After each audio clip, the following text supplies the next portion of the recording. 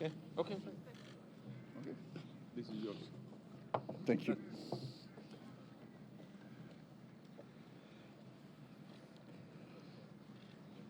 Domnule prim-ministru al Regatului Belgiei, domnule prim-ministru al României, domnule general șef al statului major al apărării, dragi militari, excelențe, doamnelor și domnilor, dear Prime Minister De Croo, dear Prime Minister Ciucă, General Chief of the Defense Staff, dear allies and Romanian soldiers, excellencies, ladies and gentlemen, mulțumesc tuturor aliaților noștri pentru prezența în România alături de noi.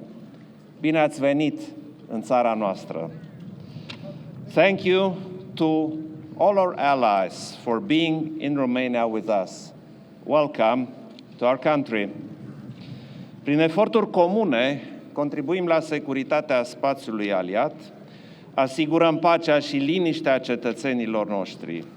Faptul că ne aflăm împreună în această bază militară reprezintă o dovadă în plus a unității, coeziunii și solidarității care există la nivelul NATO.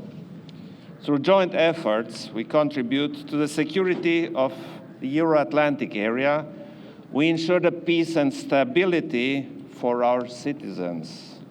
The fact that we are together in this military base is further proof of the unity, cohesion, and solidarity that exists in our alliance.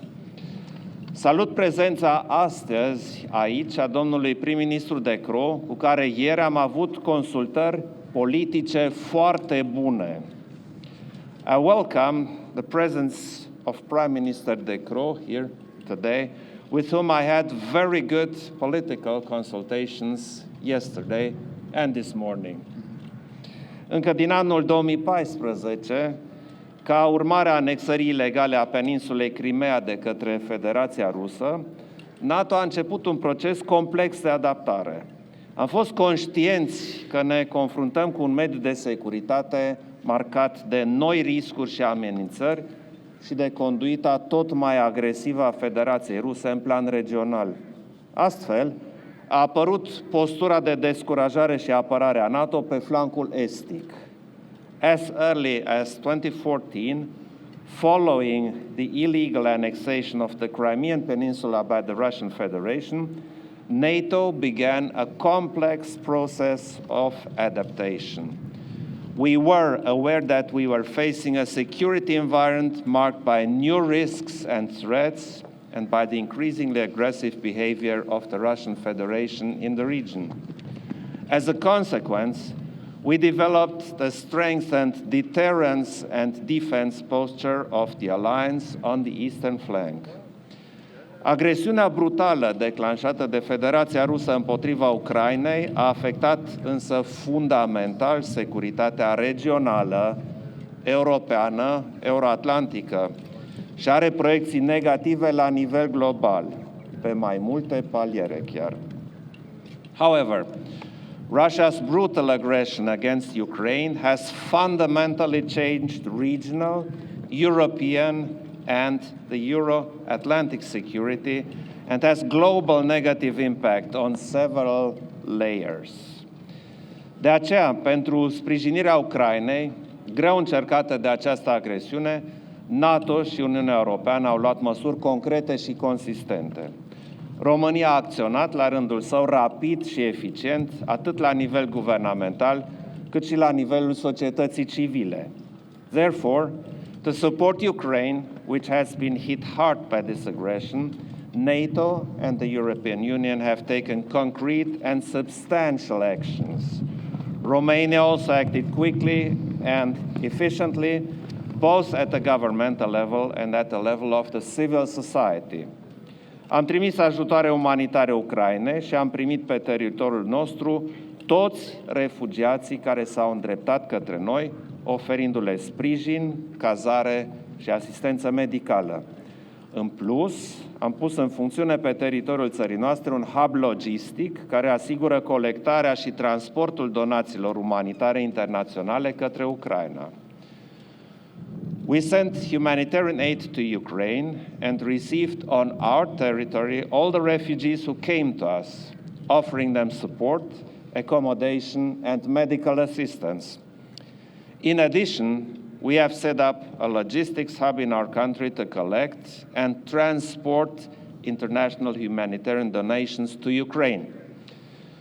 Dincolo de aspectele umanitare, este evident că mediul de securitate internațional a suferit modificări radicale. În consecință, a trebuit să luăm măsuri corespunzătoare de răspuns, strict defensive, menite însă să nu ducă la escaladare.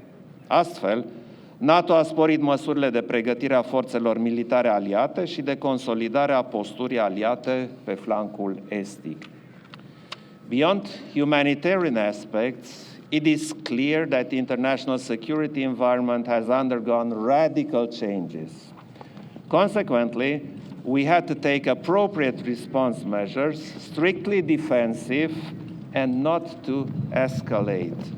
Thus, NATO has stepped up measures to prepare the allied military forces and strengthen NATO's posture on the eastern flank. Dragi militari, români și cei din alte state membre NATO, vă aflați aici, umăr lângă umăr, și sunteți astăzi expresia concretă a hotărârii noastre de a întări în continuare descurajarea și apărarea aliată în regiunea Mării Negre. Mulțumesc, domnule prim-ministru De Croo, pentru contribuția militarilor belgieni aflați pe teritoriul României. Dear soldiers, Romanian and those from other NATO member states, you are standing here shoulder to shoulder, and today you are the concrete expression of our determination to further strengthen NATO's deterrence and defense posture in the Black Sea region. Thank you, Prime Minister De Croo, for the contribution of the Belgian troops in Romania. Vom continua eforturile noastre pentru a asigura răspunsul prompt, hotărât și robust al Alianței Nord-Atlantice la orice provocare sau amenințare posibilă. După cum am decis la recentul summit de la Bruxelles, vom accelera transformarea alianței pentru a consolida postura de descurajare și apărare a NATO pe termen lung, în special pe flancul estic și la Marea Neagră. We will continue our efforts to ensure a prompt, determined and robust response from NATO to any challenge or threat. As we decided at the recent summit in Brussels, we will accelerate the alliance transformation to strengthen NATO's long-term deterrence and defense posture, especially on the eastern flank and the Black Sea. Acționăm pentru operaționalizarea cât mai rapidă a celor 4 noi grupuri de luptă, dintre care unul va fi în România. Acesta va contribui, alături de celelalte structuri aliate, la întărirea securității pe întregul flanc estic, în mod coerent și unitar, fiind un prim pas spre echilibrarea prezenței aliate pe flanc.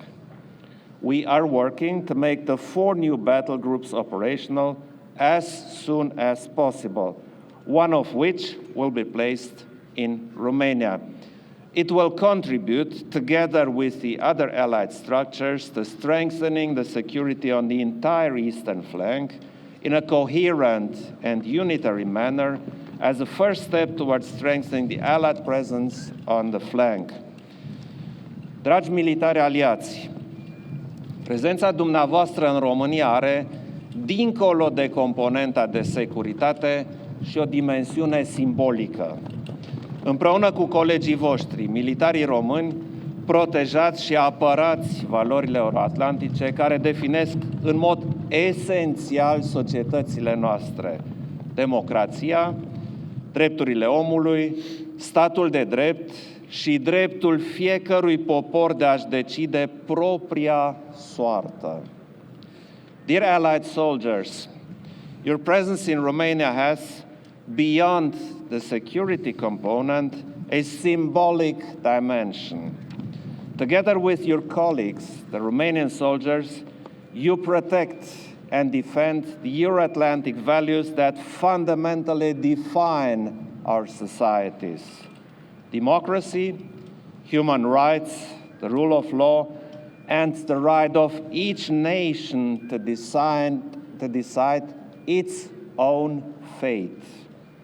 Numai împreună putem asigura securitatea și bunăstarea cetățenilor noștri. Vă doresc succes în activitățile de pregătire pe care le veți întreprinde, precum și în misiunile în care veți fi angajați. Vă mulțumesc! Only together can we ensure the security and well-being of our citizens. I wish you success in the training activities you will undertake, as well as in the missions you will conduct. Thank you all.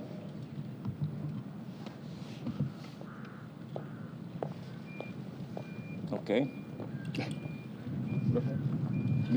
Okay. Well, Mr. President, Mr. Prime Minister, I had some hesitation on who was following after you, Mr. President. It seems to be me, and the Romanian Prime Minister will talk after me. Excellencies, ladies and gentlemen, almost 7 weeks ago, Europe has changed forever, and it has changed forever for the second time since the Second World War. The first time, it was 33 years ago. It was in 1989 when the Iron Curtain crumbled. Soviet oppression of Central and Eastern Europe came to an end. And it is people from countries like here in Romania that made a courageous choice. Made a courageous choice for freedom and for democracy. And that joined NATO and that joined the European Union. As a result, for the first time in history, the European continent was united, and united through the ballot box, and not united through gunfire. As recent as 7 weeks ago, this happened again. An armed aggression and war crimes were unleashed upon innocent people of Ukraine, aimed at denying the fact that the population has a right to choose for freedom and has the right to choose to be a proud and independent country. Once again, Russia is trying to silence the ballot box with gunfire. And once again, this is a turning point for Europe, for it is a brutal attack on the core values of Europe, being it freedom, democracy. These are the core values that underpin the European Union and that underpin NATO. Freedom, democracy, human rights. This war, let it be clear, it is an assault on everything we stand for. And that is the reason that we as countries are taking sides in this conflict. We are with Ukraine. We are with Ukrainian people. We are with Ukrainian government and with its military. And we shall continue to support them by imposing a high cost on Russia, by isolating Russia, by providing military support to Ukraine, and by giving shelter to everyone that has to flee its country and fleeing the atrocities that are being conducted by the Russian army. President Putin believed that he could control Ukraine and that he could undermine NATO. How wrong he was. The activation of the NATO response force for the first time since its creation, just 1 day after the invasion of Ukraine by Russia, is a telling sign that NATO is more united than ever and more determined than ever. As allies, we are serious about the security of our territory and of the territory of the allied countries. And I have to say I am particularly proud that at this base, French and Belgian troops are working side by side to deter any aggression towards Romania and towards NATO. 3 weeks ago, Mr. President, you already mentioned it, at the NATO summit in Brussels, we agreed on the establishment of an additional multinational battle group to support Romania, Slovakia, Bulgaria, and Hungary. All along, NATO's eastern border, troops have been deployed and airspace is being policed. NATO is and will remain a defensive alliance. We have never sought escalation, and we will never do. But let it be extremely clear to President Putin and his warmongering clique. NATO allies are ready to stand their ground. An attack on one of us is an attack on all of us. We are united in defending our values, in defending our territory, and we are extremely united in deterring anyone who is trying to do so. And it's precisely the mission of the Belgian troops who are stationed here, together with soldiers from Romania, from the United States, from the Netherlands, from Italy, from the United Kingdom, and others. I would like to conclude with some final words to the Belgian men and women who are here, who serve more than 2,000 kilometers away from their home and from their family. We are immensely grateful for your service. For many people, these are extremely uncertain times. But at a moment like this, it is good to know that we can count on you, on your professionalism, on your dedication. Your presence here is valuable and is necessary. You are not just a symbol of the solidarity between us. Your presence is a very clear message to the rest of the world. We will defend our freedom. We will defend our democracy. And the free world, let it be clear, will never surrender. Thank you. Excelența voastră, domnule președinte, domnule prim-ministru de Croo, doamnelor și domnilor, dragi soldați. Your Excellency, Mr. President, Mr. Prime Minister, ladies and gentlemen, dear soldiers. Sunt onorat să fiu astăzi alături de militarii care dovedesc prin prezența și acțiunile derulate în România că NATO reprezintă cea mai concretă și puternică garanție de securitate pentru statele sale membre și pentru că NATO nu este doar cartierul general de la Bruxelles, ci și aici, în teren. I'm honored to be here today, besides the soldiers that prove through their presence and actions in Romania that NATO is the most concrete and strong security guarantee for its member states, and that NATO is not only in its headquarters in Brussels, but is here on the ground. Trăim vremuri dificile pe care nu am crezut că le vom mai trăi în secolul 21. Trebuie să fim pregătiți pentru o criză de durată și pentru situația în care această criză se va extinde mai aproape de granița noastră. We are facing difficult times, times that we never thought we would face in the 21st century. And we have to be prepared for a long crisis and for the possibility that this crisis extends closer to our border. Domnule prim-ministru de Croo, vă mulțumesc pentru contribuția la decizia NATO de implementare a planului de răspuns gradual. Trebuie să creăm și să consolidăm o postură de apărare și descurajare eficientă în flancul de est al NATO. Mr. Prime Minister de Croo, thank you for your contribution to the NATO decision on the activation of the gradual response plan. We need to create and consolidate an effective defense and deterrence posture in the eastern flank of NATO.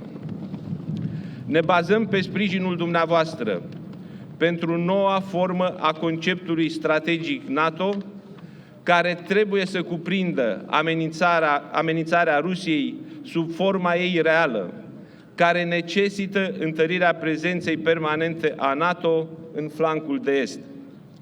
We count on your support for the new form of the NATO strategic concept that has to stipulate the Russian threat in its true form that requires the reinforcement of NATO permanent presence in the eastern flank. Trebuie să luăm în serios apărarea și să o reflectăm în deciziile noastre. Este timpul să trecem de la prezența înaintată la apărarea înaintată și la implementarea deciziei luate de liderii noștri pe 24 martie la summitul extraordinar de la Bruxelles. We need to take defense very seriously and to reflect this in our decisions. It is time to move from forward presence to forward defense and the implementation of the decisions made by our leaders on 24th of March in Brussels at the Extraordinary Summit. Invazia Rusiei în Ucraina este cea mai gravă amenințare la adresa securității euroatlantice din ultimii ani. Condamnăm ferm invazia masivă din Ucraina. Condamnăm atacurile nemiloase ale trupelor rusești asupra civililor, încălcând prevederile legilor internaționale și ale umanității și deplângem pierderile tragice de vieți omenești, suferințele umane enorme și distrugerile provocate de invazia ilegală, neprovocată și nejustificată a Rusiei. The Russian invasion of Ukraine poses a gravest threat to Euro-Atlantic security in decades. We condemn in the strongest possible terms the full-scale invasion of Ukraine.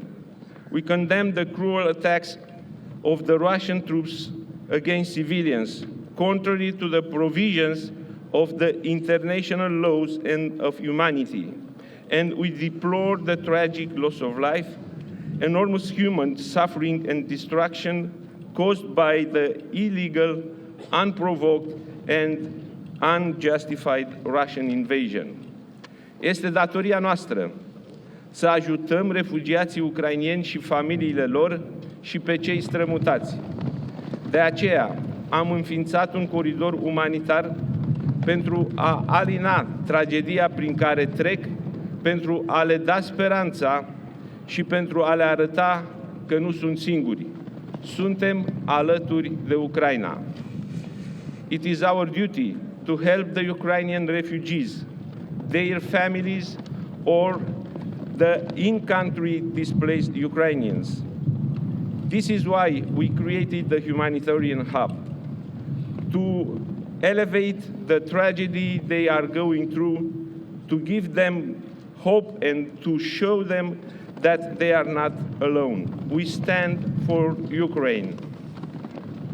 Atât NATO cât și Uniunea Europeană sunt solidare cu poporul ucrainean și cu guvernul său.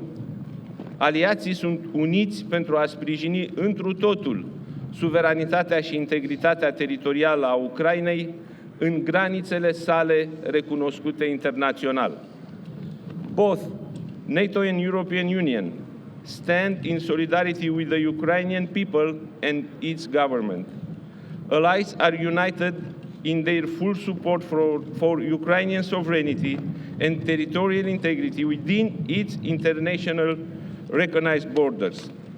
Acțiunile agresive ale Rusiei au determinat aliații să activeze planurile NATO pentru apărare pentru a proteja alianța. In light of Russia's aggressive actions, all allies agreed to activate NATO's defense plans to shield the alliance. SACEUR a decis să disloce elemente ale forțelor NATO de răspuns. Este pentru prima dată când aceste forțe au fost dislocate într-un context de apărare colectivă. SACEUR has decided to deploy elements of the NATO response force. This is the first time these forces have been deployed in a collective defense context. Vreau să vă mulțumesc dumneavoastră militarilor prezenți astăzi împreună cu frații voștri români și tuturor trupelor aliate care demonstrează cât de puternică este solidaritatea membrilor NATO. I would like to thank you, the soldiers who are present today, together with the Romanian brothers and all the allied troops who show today how strong our NATO members' solidarity is. NATO va continua să ia toate măsurile și deciziile necesare pentru asigurarea securității și apărării tuturor aliaților.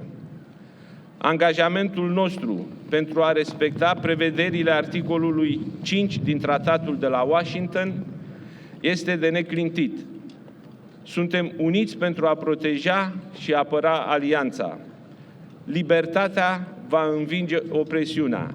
Vă mulțumesc! NATO will continue to take all measures and decisions required to ensure the security and defense of all allies. Our commitment to Article 5 of the Washington Treaty is ironclad. We stand united to protect and defend our alliance. Freedom will always win over oppression. Thank you. Okay. Thank you so much.